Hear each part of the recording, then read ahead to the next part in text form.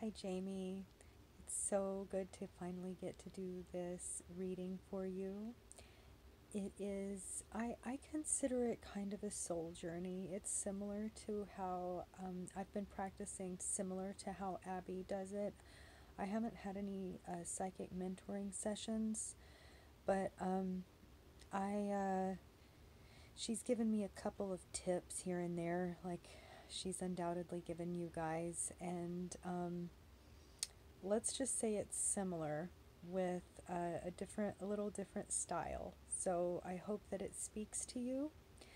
I'm looking forward to connecting with you and receiving my own reading, and really just sharing ideas in general. So I'm going to go ahead and close my eyes and tap in to spirit. Sometimes my eyes flutter, don't be alarmed. It looks a little funny, but I look forward to hearing your feedback. Okay.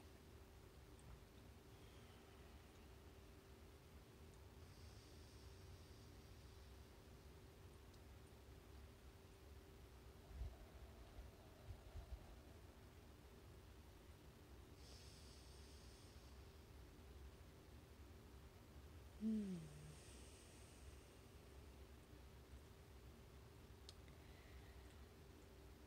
Somewhere where it's cold, I'm feeling the crisp, cool air of like, gosh, like ice or snow nearby, but there's like,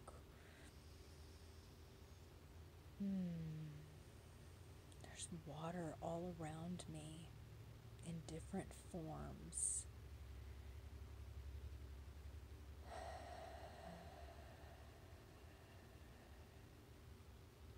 Glaciers, huge and just colossal glaciers,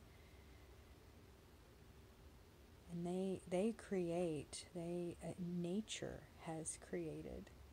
Let's go with that. Mother Nature it's quite a sight. It's like living sculpture. I'm guided to understand and fully appreciate the massive amount of information, life,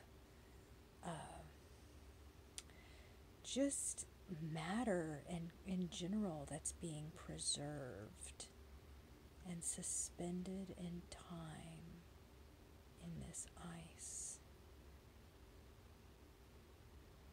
I'm guided to see how life does not only create, it also, in its own natural ways, preserves and holds forms suspended.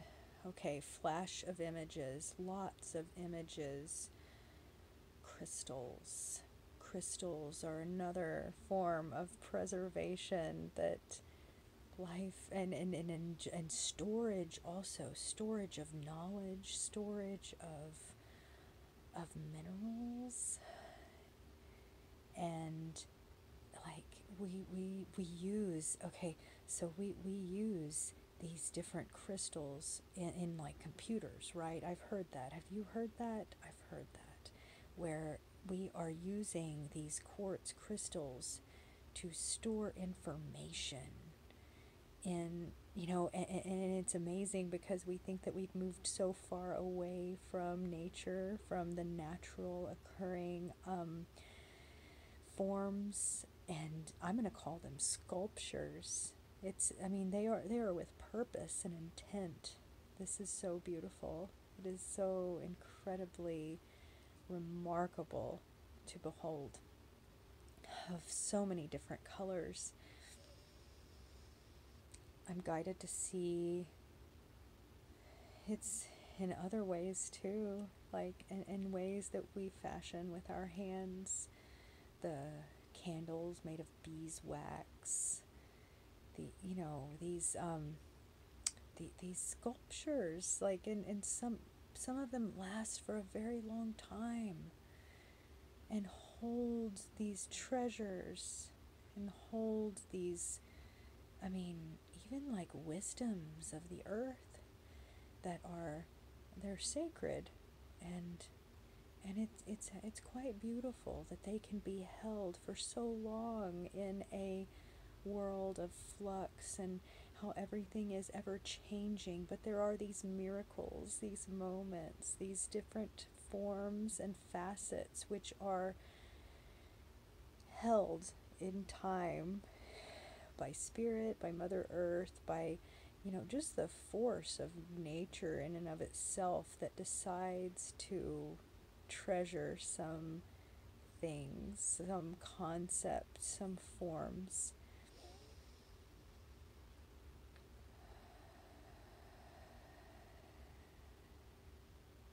And haven't they even uncovered in Siberia as more of the what is it, permafrost? Is that it? Permafrost on the steppe.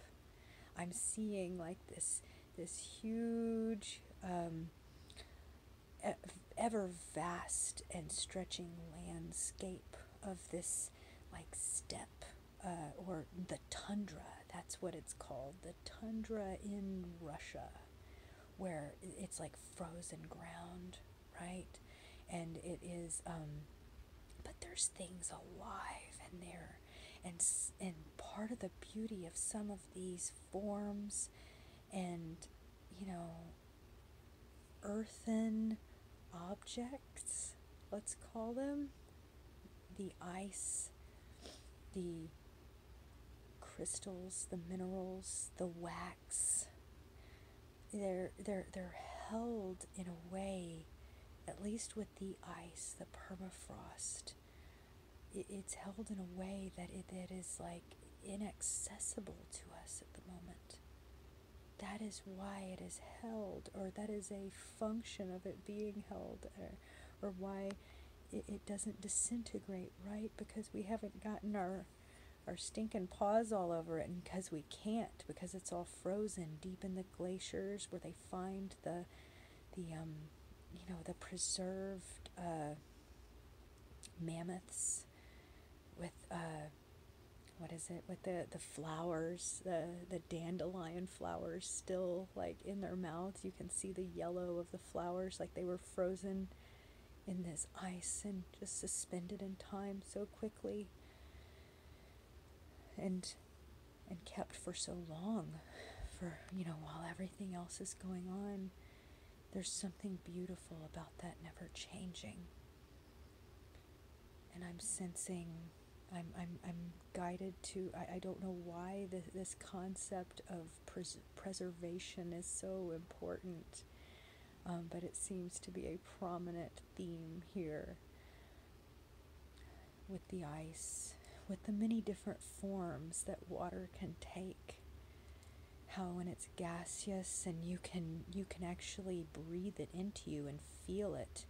How when it's water you can drink it in, and it nourishes, it hydrates your body. But that isn't, those are ever changing, ever fluctuating states where the water is not the same for very long. It is not suspended in a state of sculpture, of beholden information to whoever eventually stumbles across it and gets access to it, either by it melting or by mining deep into the earth to find these treasures that formed, millions of years ago, because of the exact right conditions, transfixed in time. This is the theme that is prominent here. I do feel a shift coming on. Bear with me while I let it reassemble.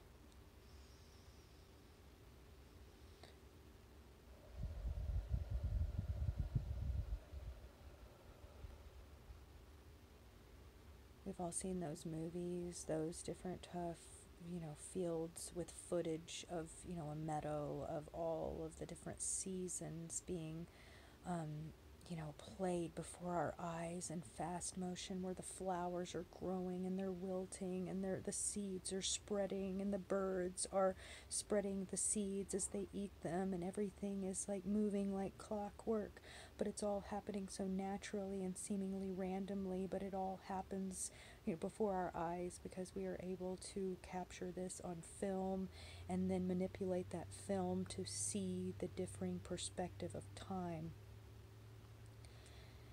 This is what I see with respect to how change affects us, and how we are actually, we're not victims of that change. We are actually the change itself, the very change itself that expresses itself as we are a form and a sculpture. And although we are meant to be a sculpture transfixed in time and suspended in this moment, to be who we are, right? And express who we have become and who we intend to become. But eventually we all ourselves are meant to change from this state. It is as it always has been.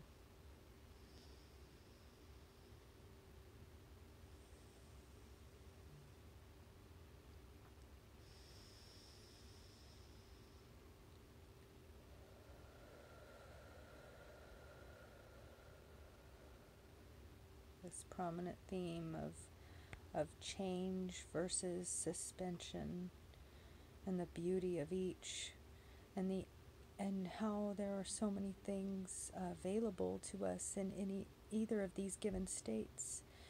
Perhaps it's a way of being in this person at this moment. How we go through many different stages in the course of one human life, of expressing different facets of ourselves. Some parts of our life, we may be a completely different person than we are at a later point and juncture, where someone from our previous life, let's call it, within that same human life, might not recognize us a decade or two later, and that is okay. They are both us. It is the water vapor versus the frozen glacier. It's all water. It hasn't changed. It's expressing itself differently, and that in and of itself is beautiful. It could be on a more macroscopic scale of how exactly, we change from this human body to eventually going back to the earth when we die. Like these are different facets of ourselves, and all are beautiful. It's all water.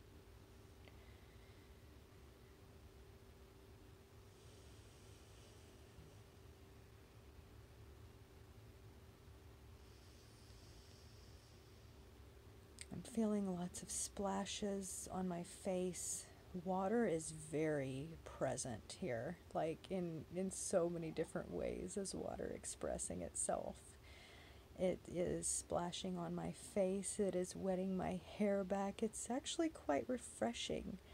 Um, it's almost like, whenever you wake up in the morning and you need to wake up but you don't have time to shower, what's the first thing you do? You go and you splash water on your face. Well, if you're super tired, you might get a little bit messy with that water, and you might, just get it everywhere, and like all of, at least with me, with my short hair, I get it up in my hair too, and it's like, we feel differently after it's touched our skin. We feel more alive. Water is life. It is indeed life. And it is required for life.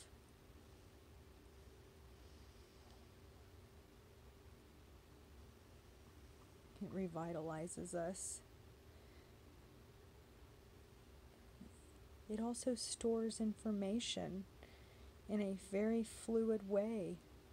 The information that's held within can travel for miles long distances from the raindrop, you know, falling far inland, ending up in the river, going all the way out to the ocean.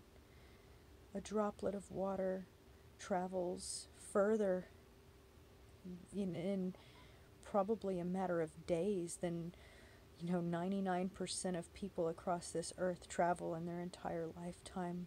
That is something to ponder with how much information is being transported from this end to that. The wisdom to glean from this, I'm hoping you can give me feedback. It is a beautiful message for you, Jamie. This is a message for you. What does it say to you? I would like to know. How does it speak to you?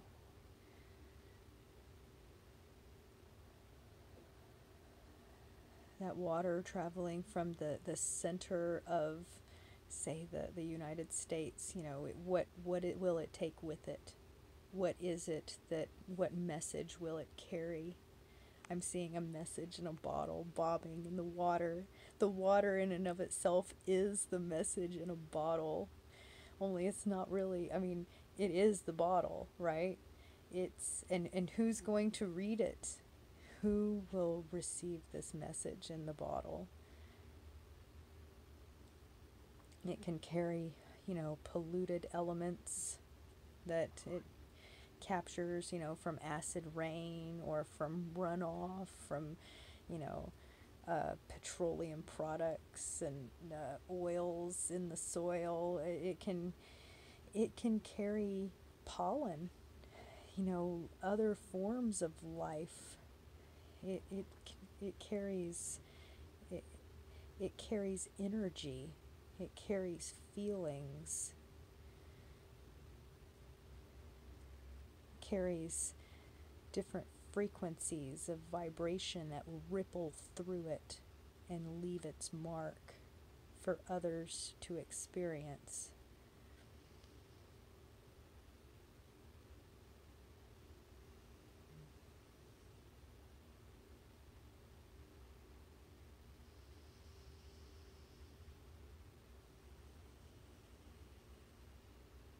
It's different from the rock, though, isn't it? The mineral, transfixed in time, in the same position until it is dislodged and, in a way, given new perspective of the facets that are exposed, that can in a way finally express themselves. It's almost like a battery deep within the earth that's just holding its charge.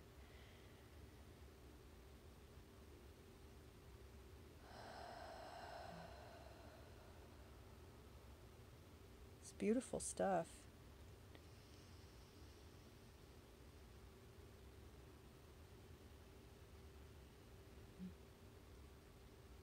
Nature is the setting. Preservation and ever fluctuating energies being all one and the same is the theme.